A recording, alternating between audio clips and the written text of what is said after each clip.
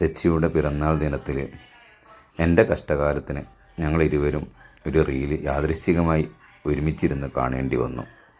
ഇതാണത്. எனக்கு இன்னைக்கு பிறந்த நாள். அதுக்கு எனக்கு ஒரு gift வேணும். என்ன வேணும்? ஒரு ring வேணும்.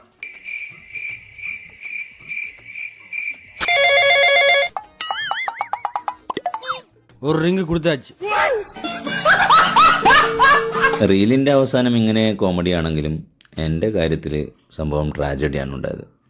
ഇത് കണ്ട ശേഷം ഓൾ എന്നോട് ചോദിച്ചു, ടാരിയെ, അന്ന് നമ്മൾ ഇക്രയിൽ അഡ്മിറ്റായ സമയത്ത് ആ ബില്ല് സെറ്റിൽ ചെയ്യാൻ വേണ്ടി തൽക്കാലം ഞാനൊന്ന് റോൾ ചെയ്യുന്നുണ്ട് പറഞ്ഞിട്ട് എൻ്റെ വിരലുമെന്നൊരു മോതിരം ഊരിയില്ലേ ഞങ്ങൾ.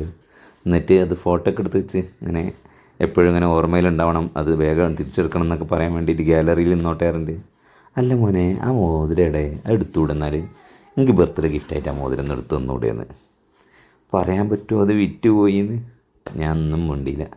ഈ റീലുള്ളവരെ ഞാൻ എനിക്ക് റിങ് തരാമെന്ന് പറഞ്ഞു. പക്ഷേ പിന്നെ ഇങ്ങനെ കിടന്നാലോചിച്ചപ്പം കല്യാണത്തിന് മുമ്പ് ഞാൻ ഓക്കൊരു വാക്ക് കൊടുത്തിരുന്നു. അവളെ കെട്ടുന്നതിന് മുന്നേ ആ വാക്ക് ഞാൻ പാലിച്ചു.